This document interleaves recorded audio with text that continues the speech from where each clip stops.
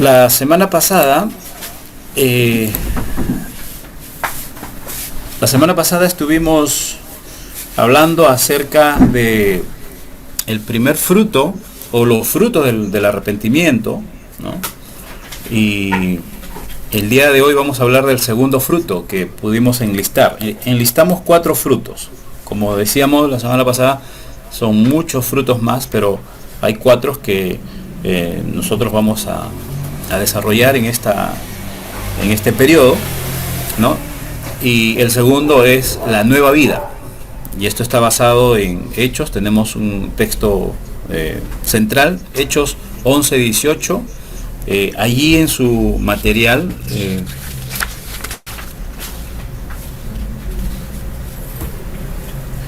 en su Biblia pueden buscar Hechos 11:18. Y a ver, hermano Diego, ¿puedes leerlo, por favor? Puedes leer de la pantalla también para...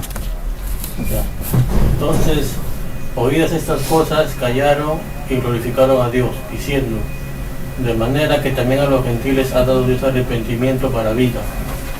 Ok. De manera que a los gentiles también Dios ha dado arrepentimiento para vida, ¿no? Es el tema, es el texto clave que vamos a desarrollar el día de hoy. Haciendo un pequeño repaso de lo que vimos la semana pasada. La semana pasada vimos el primer fruto del arrepentimiento, que es el perdón, ¿ya? Y el perdón, según la RAE, o sea, el diccionario de la Real Academia Española, lo define como acción de perdonar, anulación de la pena merecida, de la ofensa recibida o de alguna deuda u obligación pendiente. ¿Ok?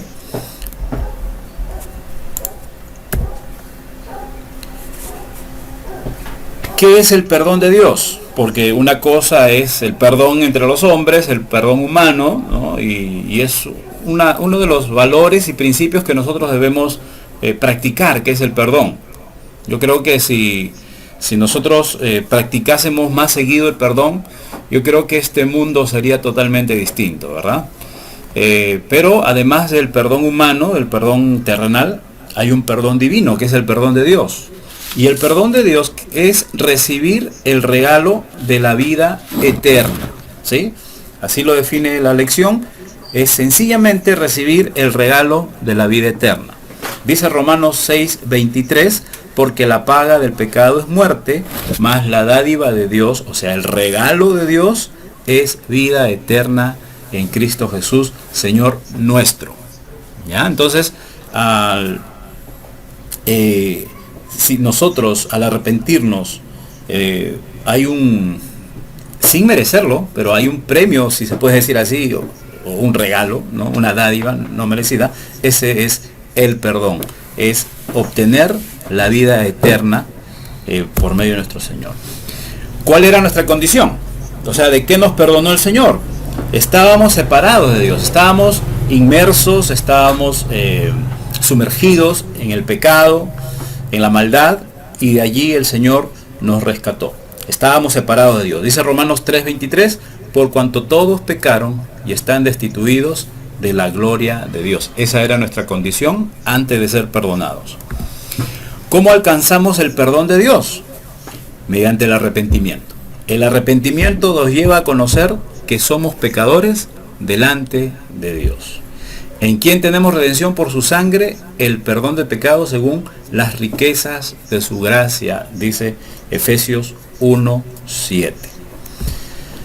Y finalmente, estamos repasando algunos puntos que hablamos la semana pasada.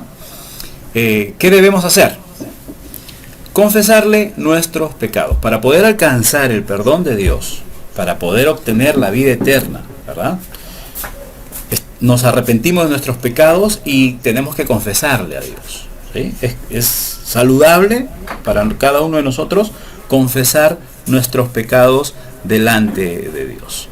Entonces, dice Juan 1:9, si confesamos nuestros pecados, Él es fiel y justo para perdonar nuestros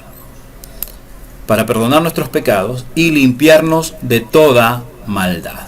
¿Ya? Entonces, somos perdonados de toda maldad, no de algunos pecados o algunas ofensas, sino todos nuestros pecados son perdonados. Y como dijimos la semana pasada, el Señor, una vez que nos perdona, Él voluntariamente se olvida de nuestros pecados, ¿no? O sea, a propósito, Él se olvida de nuestros pecados y no los tiene en memoria más. Muy bien, entramos entonces al segundo fruto del arrepentimiento, la nueva vida, ¿ya? Ahí tenemos un gráfico, tenemos ahí una oruga. Yo creo que todos nosotros conocemos este ejemplo, lo hemos estudiado desde el colegio, ¿verdad? La metamorfosis, ¿no? El efecto de la metamorfosis. Y un ejemplo tenemos aquí una oruga que primero es un gusanito y luego se convierte en una mariposa, una nueva vida, ¿no? Entonces, eso es lo que pasa en cada uno de nosotros espiritualmente. Vamos a aprender 3 puntos importantes. Que el arrepentimiento conduce a un cambio de vida total, ¿ya? No parcial, sino total. Y esa es la ventaja que nosotros tenemos como hijos de Dios, que podemos obtener un cambio total, ¿no? Quiero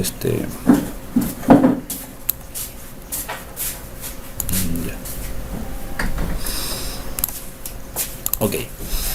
Entonces, el arrepentimiento nos conduce a un cambio total. Segundo punto, que la nueva vida está basada en cumplir lo que la palabra de Dios demanda, ¿ya? Si hay un código que nosotros como ahora hijos de Dios debemos seguir, es la palabra de Dios. No son los... ahora, nosotros como ciudadanos, por ejemplo, ciudadanos peruanos, tenemos un código, ¿no? Que es la Carta Magna, la Constitución política, ¿no? Y que lamentablemente pues esta Constitución es interpretada, ¿no? De acuerdo a los que están legislando, y muchas veces lo interpretan y lo ejecutan para su propia conveniencia, ¿verdad?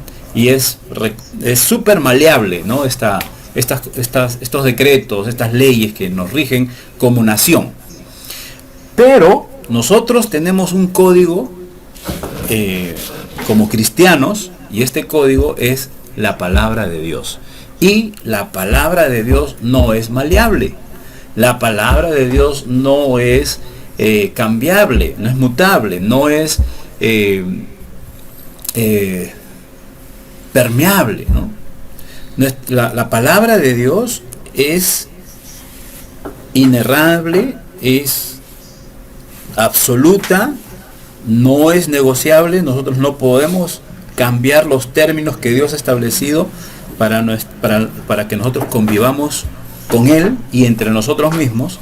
Son códigos que definitivamente son perfectos, que no tienen por qué ser cambiados, ¿sí?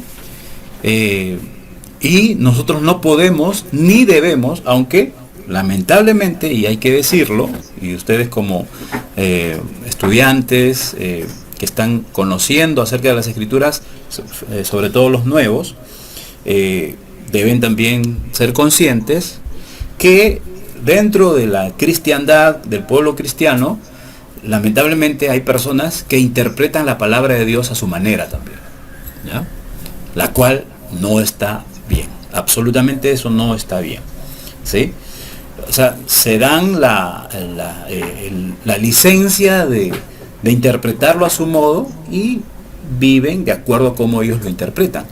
Esa es la causa que dio inicio y origen a las diversas sectas religiosas que existen hoy en día, ¿verdad? Entonces, cuando yo leo la Escritura y veo que algo no me conviene, entonces no lo tengo ahí en reserva, no lo enseño, no lo vivo.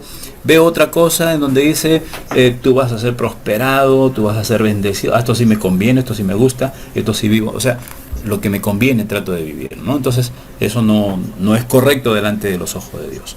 El Señor nos ha dado su palabra, y su palabra es la que rige, debe regir absolutamente nuestra vida, nuestra nueva vida. ¿Ya? Ese es el segundo punto que vamos a ver. Y lo tercero es que la nueva vida nos brinda muchos beneficios, y eso vamos a ver a continuación. Muy bien, la nueva vida en Cristo. La nueva vida en Cristo nos trae, básicamente, vamos a ver 4 beneficios muy importantes. ¿Ya? 4 beneficios bastante importantes. El primero, ¿cuál es? A ver, Oris, ¿cuál es el primero? Ahí está. Trae beneficio al estado espiritual. ¿Cuál es el segundo, Judá? El espíritu físico y emocional y familiar de la persona.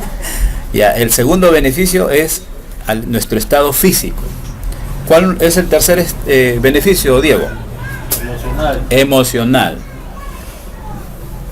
Claudia, ¿cuál es el cuarto beneficio que tenemos por medio de la nueva vida de Cristo? Familiar. Familiar, ¿verdad? Muy bien, yo creo que cada uno de nosotros, viendo estos beneficios,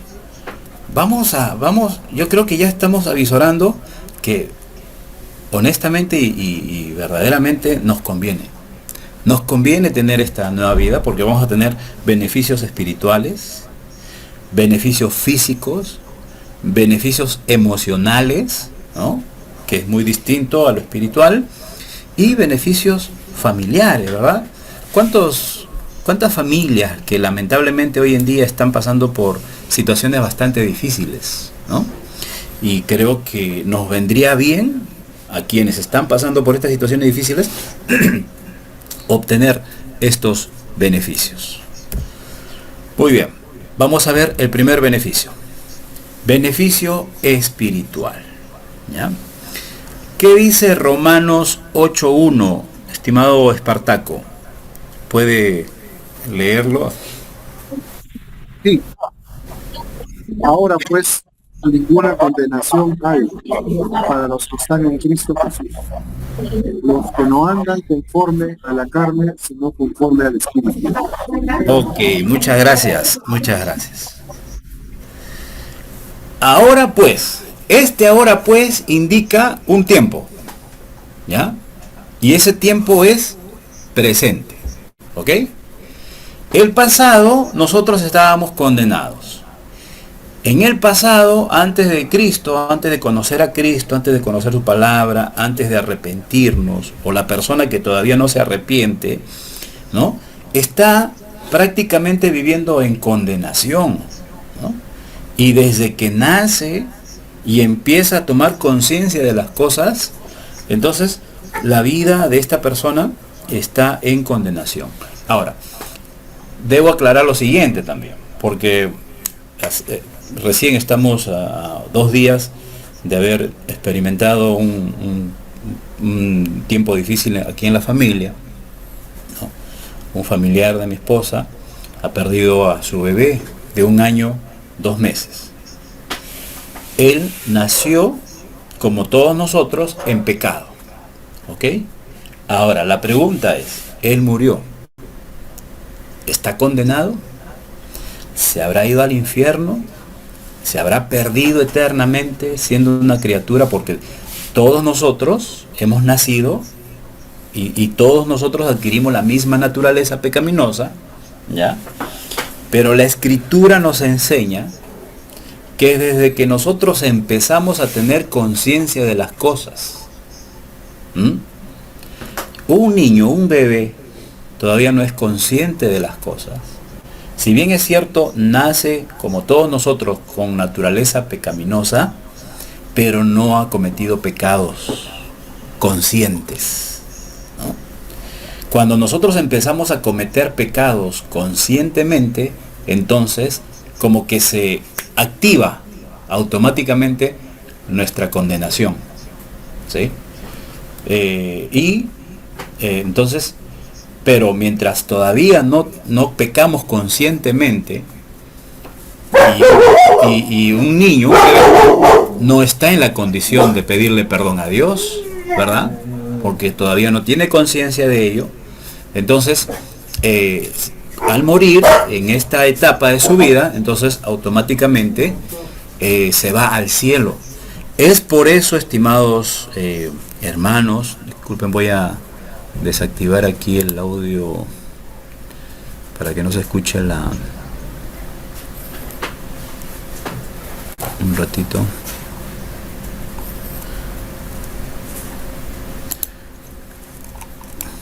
Seguro que han escuchado a la jauría de perros. Ok. Entonces, les decía, eh, un niño, un bebé, automáticamente al morir se va al cielo. Miren, eh, cuando nosotros vamos a encontrar en la Biblia historias como, por ejemplo, en una ocasión, Dios le ordena al rey Saúl, ¿ya? Al rey Saúl, que vaya y destruya un pueblo, el pueblo amalecita, ¿ya? Y miren la orden que le da Dios a Saúl. Mata niños, bebés de pecho, mata hombres, mujeres, mata ancianos, mata animales, destruye absolutamente todo. ¿Mm? ¿Ya? Entonces, bueno, Saúl fue a ejecutar esa orden, que no lo cumplió del todo, pero vamos a la orden de Dios. Dios le ordenó a Saúl que mate desde los bebés, ¿no? Y las personas que son contrarios a la escritura de Dios, enemigos de la palabra de Dios, eh, ellos dicen, ¿cómo puede ser posible que adoremos o que alabemos a un Dios tan cruel, tan despiadado? ¿Cómo, cómo puede ser un Dios capaz de ordenar que maten a inocentes criaturas? ¿No? Otra, ¿se acuerdan de Herodes? Cuando le dijeron que el Señor Jesucristo, el Mesías, acababa de nacer, entonces él se quiso asegurar de matarlo y mandó soldados a Belén que mate a todos los niños menores de 2 años. O sea, desde recién nacidos hasta cumplidos 2 años. Esa fue una de las grandes matanzas de la historia en manos de Herodes, ¿no? De Herodes. Entonces también los contrarios a las escrituras dicen, ¿cómo es posible que Dios permita y por culpa de Jesús tengan que morir tantos niños inocentes? Entonces, ¿cuál es la respuesta a este cuestionamiento? Bueno, es cierto que un niño es inocente y va a morir, Dios determinó que muera, para que estos niños, mientras todavía no han tenido uso de su razonamiento o conciencia, ¿no? A pesar de ser hijos de padres paganos, ¿no? Pecadores, idólatras, entonces Dios los mandó matar, estos niños se salvan. O sea, mueren, Dios permitió que mueran y ordenó que se les mate a temprana edad para que estos niños no crezcan y empiecen a tener conciencia de la vida que llevan tanto ellos como sus padres, porque niños, estoy hablando de niños, por ejemplo, los amalecitas, de un pueblo totalmente pagano, ¿no? Que automáticamente todo niño va a aprender las costumbres de sus padres, va a vivir la vida de sus padres, va a adorar los ídolos de sus padres, va a practicar el paganismo de sus padres, ¿no? Entonces, el Señor, para evitar esto, les corta la vida y los salva. Salva a toda esa generación de bebés para que no pequen y se pierdan. ¿Ok? Entonces, eh, esos niños no tienen condenación. ¿Cuándo se activa la condenación de los hombres? Es cuando ya empezamos a pecar conscientemente, a transgredir ya intencionalmente al mandato de Dios, la palabra de Dios. Entonces, en ese tiempo pasado, estábamos en condenación, pero ahora dice el apóstol Pablo en Romanos 8:1, ahora pues ninguna condenación hay para los que están en Cristo Jesús, O sea, estimados hermanos, miren, miren lo precioso que es eh, el Señor para cada uno de nosotros. Miren, que siendo pecadores, porque ya estamos hablando de una edad consciente, adulta, ¿ya? ¿Desde qué edad empieza el niño a tener conciencia de pecado? Ya desde los 10 años, 11 años, ¿no? Entonces, a partir de esa edad, ahora no es un estándar que los niños, todos los niños a los 10 años, no. O sea, desde cuando empiezan a tener conciencia, hay algunos que empiezan a tener conciencia más temprano, otros más tarde, pero desde que ya tienen uso de razón y de conciencia y empiezan a pecar, entonces se activa la condenación en ellos. Ahora, estando en esa situación nosotros, nos arrepentimos, le pedimos perdón a Dios de todos nuestros pecados y nuestra condición espiritual, Dios lo torna como si fuera la de un bebé que no tiene conciencia de pecado. ¿Sí? Prácticamente nos hace nacer de nuevo. Ese es el misterio del nuevo nacimiento. ¿Eh?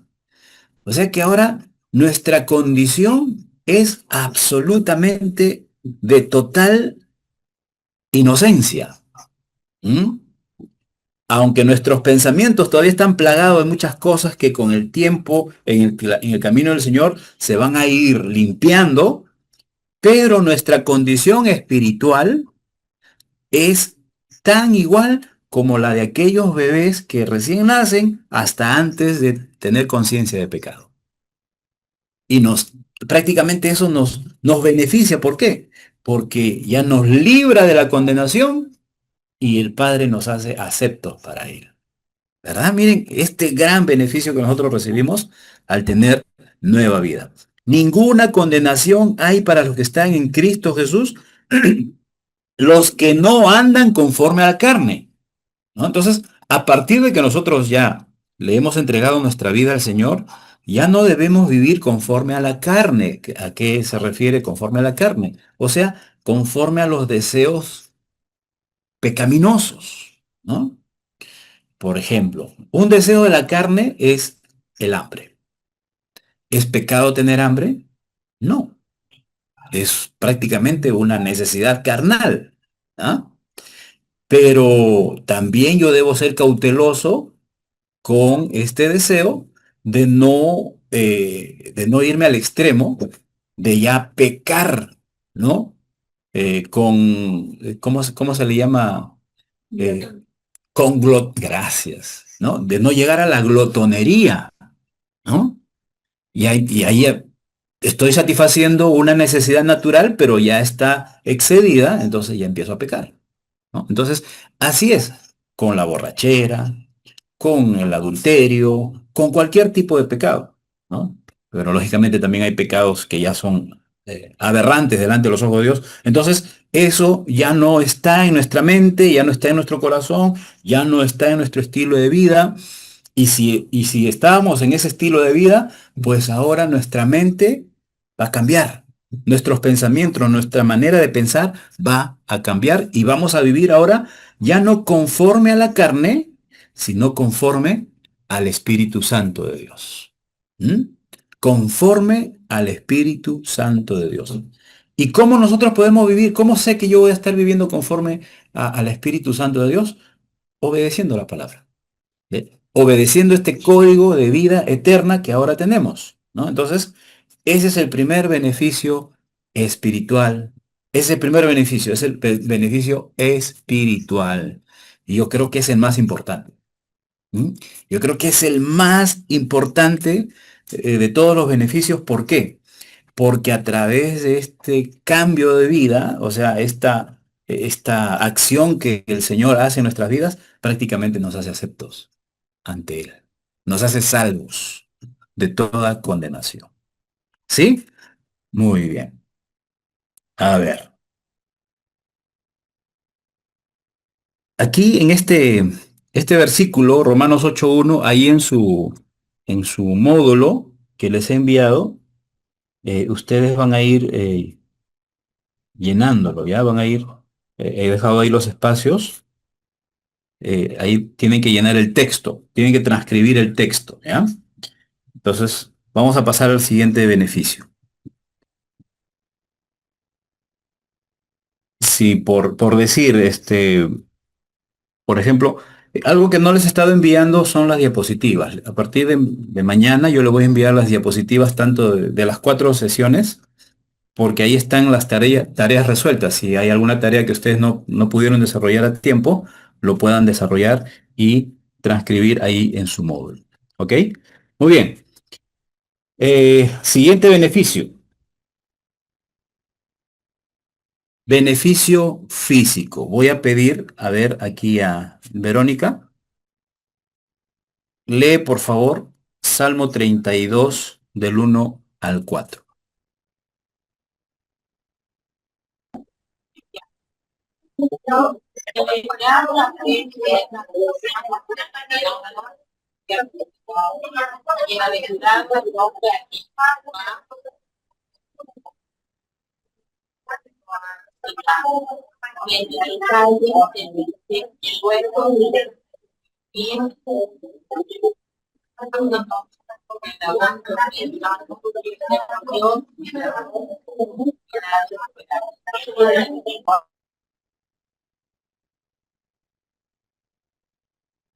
Escucho un poquito distorsionado.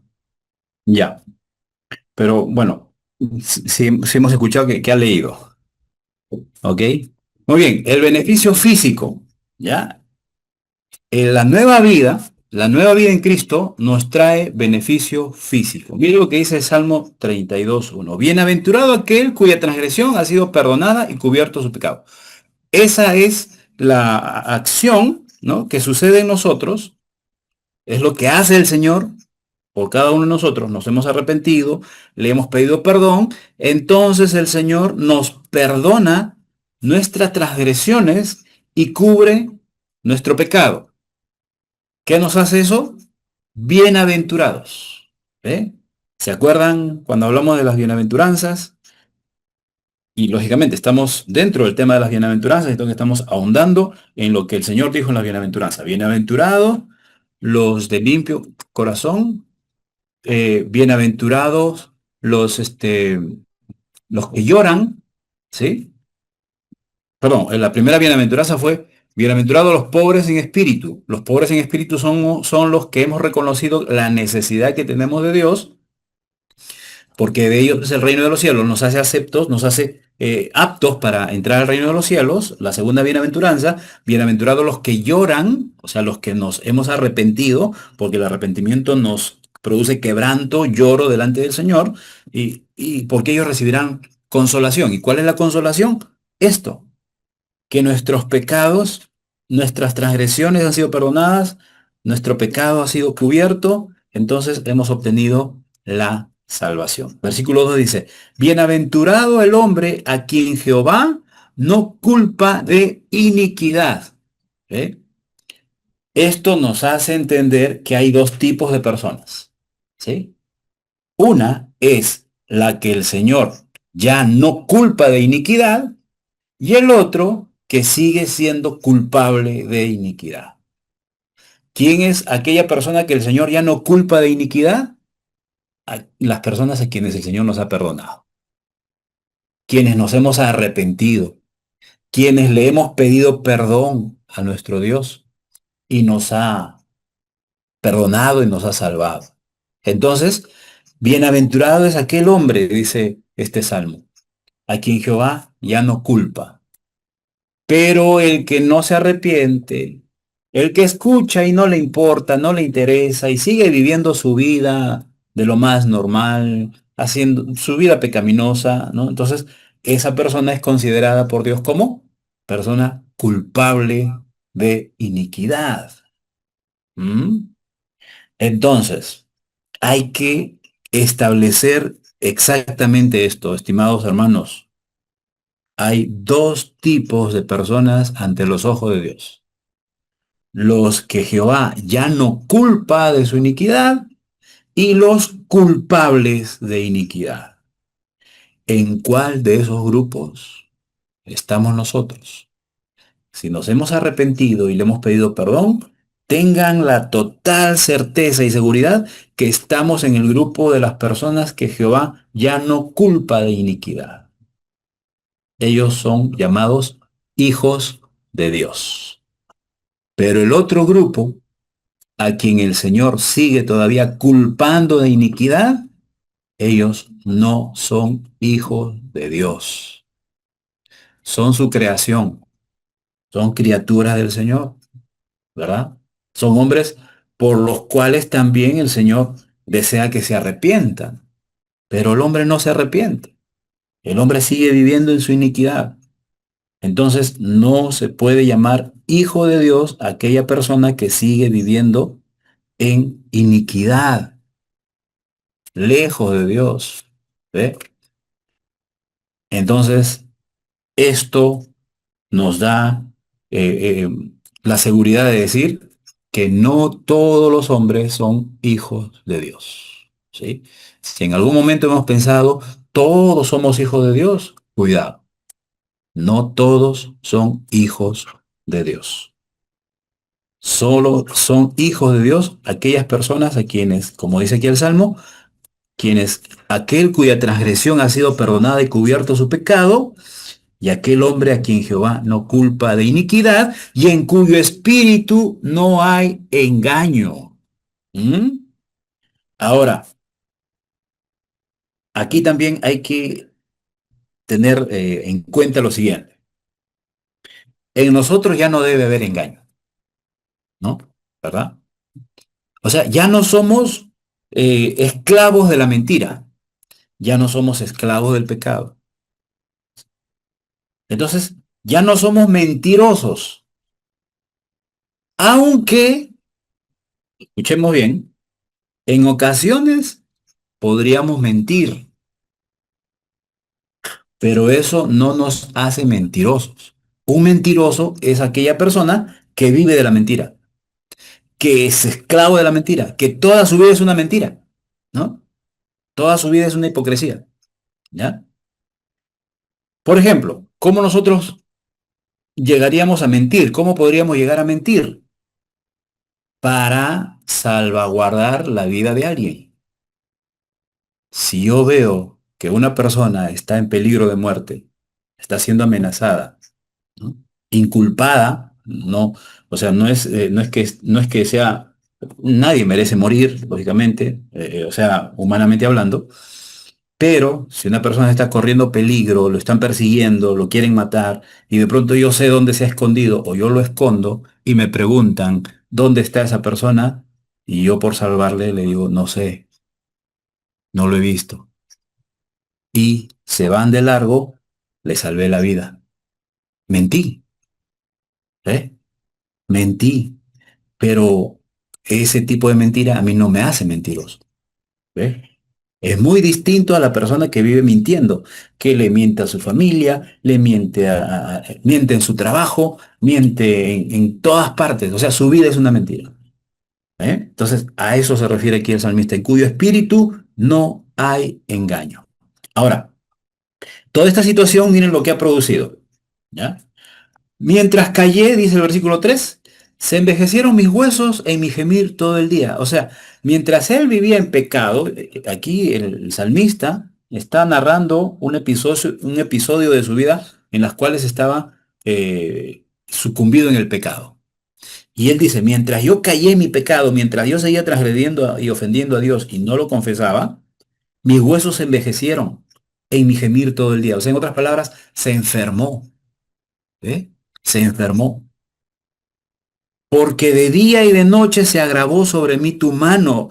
O sea, la culpa, ¿no? Las transgresiones, el no estar en paz con el Señor, estimados hermanos, esto afecta también físicamente a las personas. Y se volvió mi verdor en sequedad de verano. O sea, físicamente, mientras este hombre estaba en pecado, la estaba pasando mal. Pero ese era su pasado. Ahora su presente es que el Señor le ha perdonado sus transgresiones, le ha cubierto su pecado, que ya no lo culpa de iniquidad y en su espíritu ya no hay engaño. Entonces él empieza a revivir, él empieza a sanar físicamente, ¿ah? Físicamente. Otro ejemplo, que físicamente, el pecado afecta físicamente. Cuando la persona es una persona que liba licor, se emborracha, ¿no? Constantemente, ¿sí? Entonces, esa persona con el tiempo va a terminar enferma, ¿sí? Va a terminar enferma del hígado, enfermo de muchas cosas. ¿A causa de qué? El pecado. Entonces, afecta físicamente, pero cuando nuestra vida cambia, ahora vivimos y estamos en las manos de nuestro Dios, o sea, ya no vamos a incurrir a esas prácticas, ya nuestro cuerpo físico se va a sanar, se va a aliviar. ¿Mm? Entonces, vamos a tener un nuevo, este es el beneficio físico que nosotros vamos a obtener por medio de esta nueva vida en Cristo. Siguiente, beneficio emocional. Eh, no está con nosotros el día de hoy nuestra amiga Alexandra, ella es psicóloga, ¿no? Me hubiese gustado que ella también pueda conocer esto porque ella trata este aspecto, ¿no? La psicología trata el aspecto emocional de las personas. Entonces, por medio del arrepentimiento y teniendo este fruto de la nueva vida, miren, el tercer beneficio, beneficio emocional. ¿Qué dice Filipenses 4 del 7 al 9? Claudia, ¿puedes leerlo, por favor? Y la paz de Dios que sobrepasa todo entendimiento guardará vuestros corazones y vuestros pensamientos en Cristo Jesús. Por lo demás, hermanos, todo lo que es verdadero, todo lo honesto, todo lo justo, todo lo puro, todo lo amable, todo lo que es de buen nombre, si hay virtud alguna, si algo digno de alabanza, en esto pensad. Lo que aprendisteis y recibisteis y oísteis y visteis en mí, esto haced, y el Dios de paz estará con vosotros. Miren, ve. Gracias, Claudita, gracias. La paz de Dios.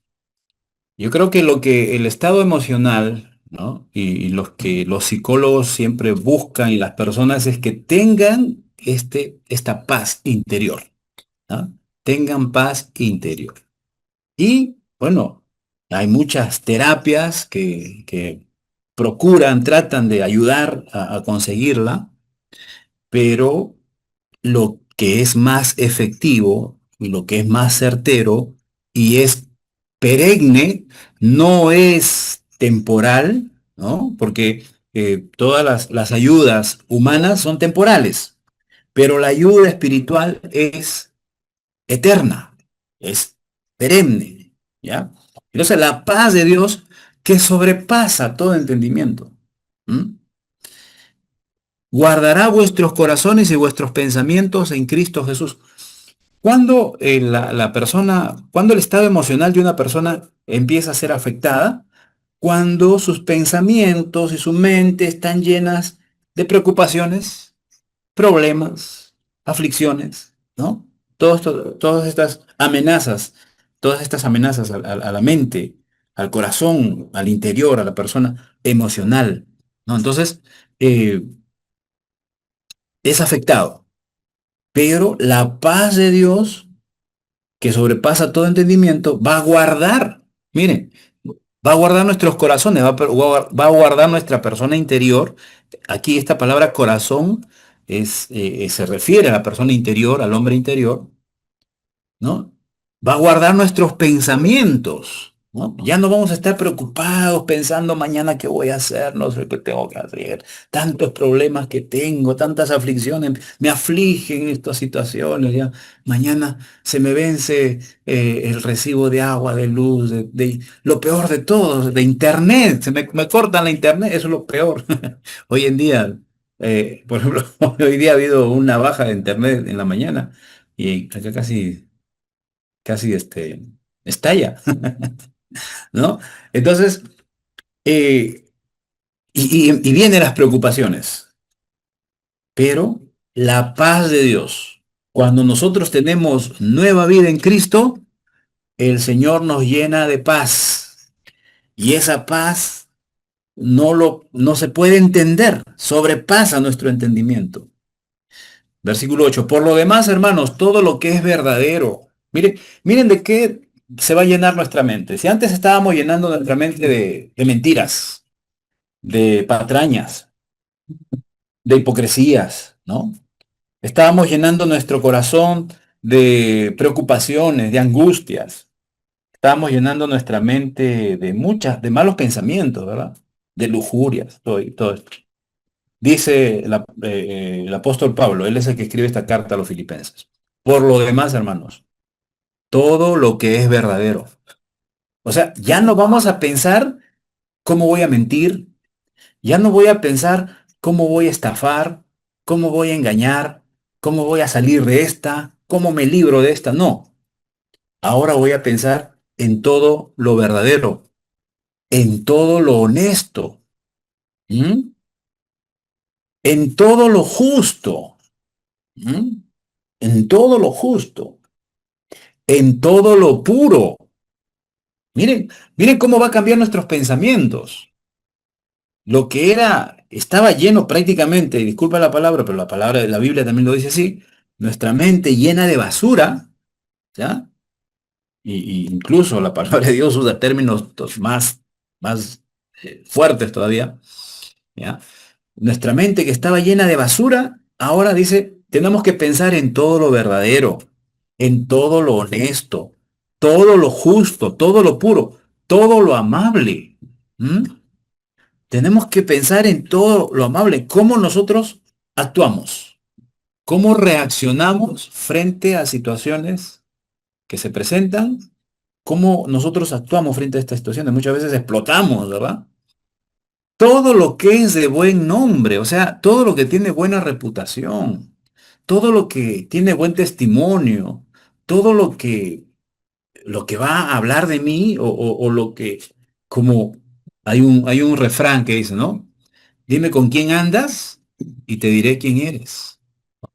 Y muchas veces eso es lo que nosotros reflejamos de acuerdo al entorno en el que vivimos. Pero cuando nosotros comenzamos a vivir en todo lo que tiene buen nombre, en todo lo que tenga virtud, dice, si hay virtud alguna, si algo digno de alabanza, ¿no? En las cuales las personas puedan decir, oye, no, el hombre es de bien, se junta con personas de bien, hacen cosas buenas, son amables, son sinceros, son justos, son honestos, son puros, son de pensamiento puro, y eso es algo que muy difícil se ve hoy en día, ¿verdad? ¿Cómo le llaman a las personas, el común, a las personas que piensan en cosas puras? ¿Cómo les dicen? Sanos. Bien sano eres, ¿no? Bueno, que nos digan eso. Que piensen eso de nosotros, que somos sanazos. Así nos dicen. O bien sanazo eres tú, ¿no? Bueno, Pero cuando le dicen que no están locos, dicen ya. Entonces, en todo lo que haya virtud alguna digno de alabanza, en esto pensad. Lo que aprendiste, lo que recibiste, lo que oíste, lo que viste de mí, esto haced, y el Dios de paz estará con vosotros. Pablo dice, sigue mi ejemplo, porque en otra ocasión él dijo, eh, sean imitadores de mí, porque yo soy imitador de Cristo.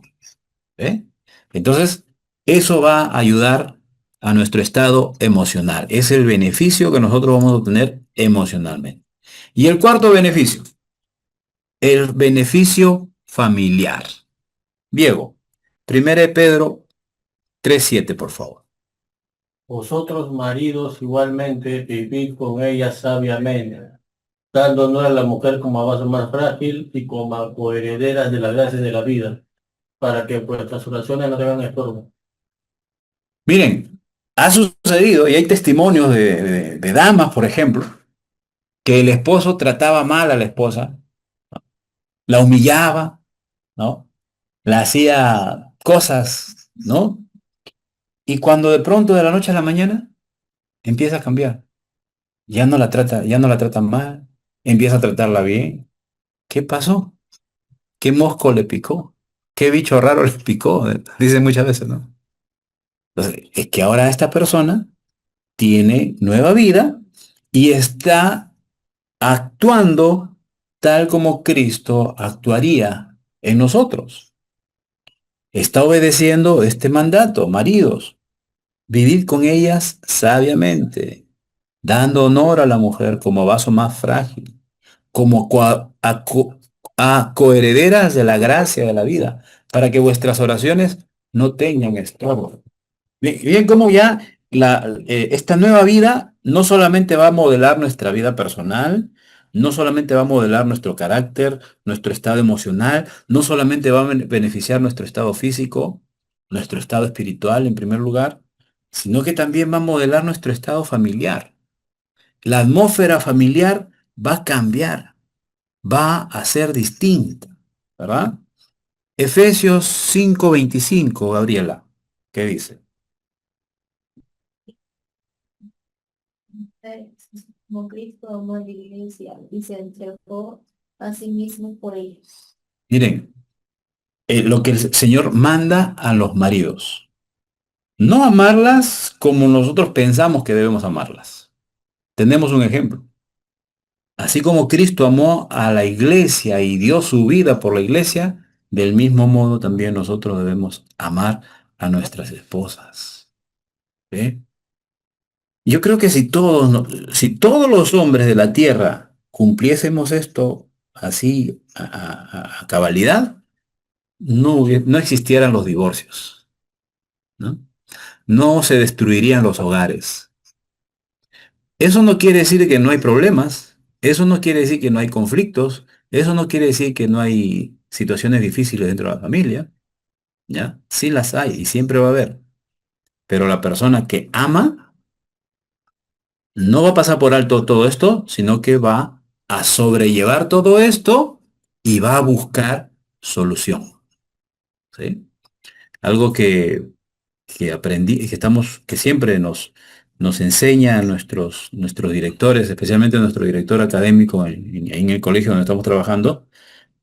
A veces le planteamos situaciones difíciles, problemas, y él nos dice, ¿y qué solución le has buscado? O sea, nosotros vamos a presentar ese problema al director para que él busque la solución, pero él nos dice, ¿pero ustedes qué solución le han buscado? ¿No? Y eso es lo que nosotros debemos hacer. Frente a cualquier situación, frente a cualquier problema, no enfocarnos en el problema, sino buscar las soluciones, ¿no? Bien, entonces una persona que ama, a pesar de las situaciones que puedan estar sucediendo en la vida conyugal o en la familia, esta persona que ama va a buscar soluciones, va a buscar solucionar el problema, va a buscar solucionar la situación, no va a incurrir a renunciar al matrimonio, a, a- a ver el divorcio como la opción más conveniente, ¿no? No, el divorcio va a ser lo último lo que va a pensar y hasta ni siquiera se va a pensar en eso, ¿no? Porque la persona ama y de esa manera nosotros debemos amar. Efesios 5:22-23. Eh, a ver, aquí, ¿quién está? ¿Espartaco? Presente. A ver, escuchen las casadas y las que se van a casar.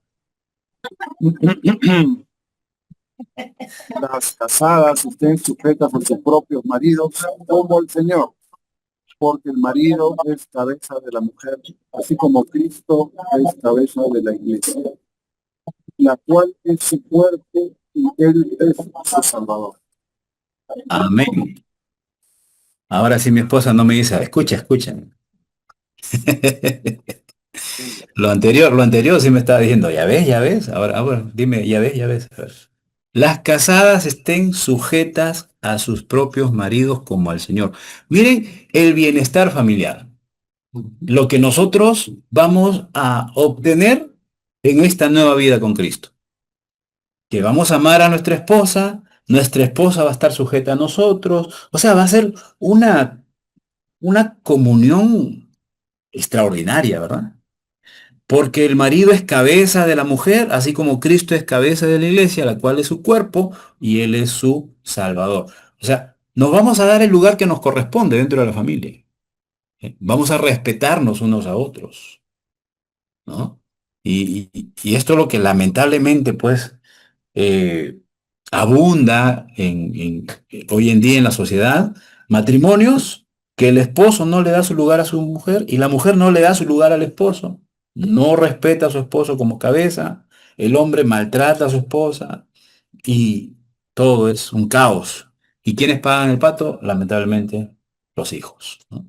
Y nosotros como docentes a veces tenemos que ahí tratar de ayudar en algo, pero no podemos hacer más que lo que los padres deben hacer con sus hijos. Finalmente, Efesios 6, 1 al 4. A ver, Gabriela, ¿qué dice?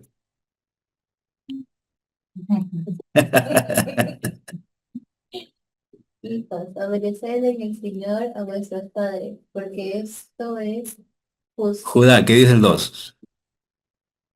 Honra a tu padre y a tu madre, que es el primer mandamiento con promesa. Diego, ¿qué dice el 3? Para que te vaya bien y seas de larga vida sobre la tierra. Voy a leer el 4. Y vosotros padres no provoquéis a ira a vuestros hijos, sino criadlos en disciplina y amonestación del Señor. Miren, o sea, miren lo que nos enseña la palabra de Dios, ¿verdad? Todo esto nos beneficia. Todas estas directrices, estos mandamientos, ¿no? Este es el pensamiento de Cristo, estimados hermanos. Este es el pensamiento de nuestro Maestro, a quien nosotros estamos empezando a seguir, a quien nosotros estamos empezando a aprender de Él. ¿Qué piensa? ¿Qué quiere que haga Él? ¿Qué hay en sus pensamientos? ¿Qué quiere que yo haga? Aquí está.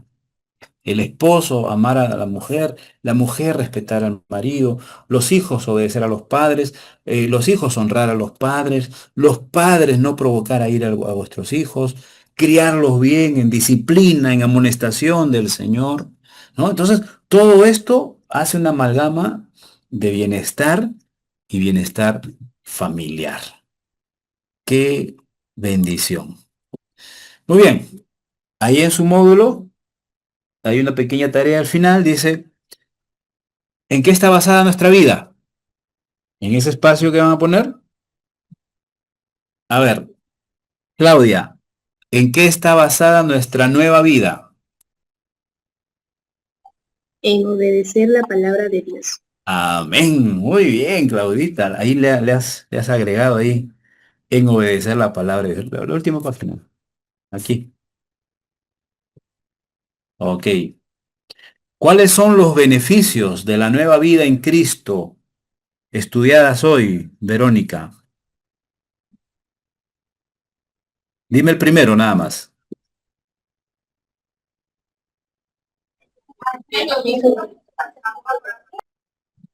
Beneficio espiritual. Diego, ¿cuál es el segundo? Beneficio físico. Judá, el tercero. Beneficio emocional. Gaby, el cuarto. Beneficio familiar. Muy bien. Entonces, damos gracias a Dios por, por esta preciosa lección. Yo creo que cada uno de nosotros, ¿ah? Cada uno de nosotros eh, hemos sido bastante edificados. Y miren, a medida que vamos aprendiendo, a la vez también vamos siendo exhortados, ¿verdad? Por la palabra de Dios, porque ¿cuánto de esto nosotros deberíamos estar haciéndolo? Y no lo hemos estado haciendo todavía, ¿no?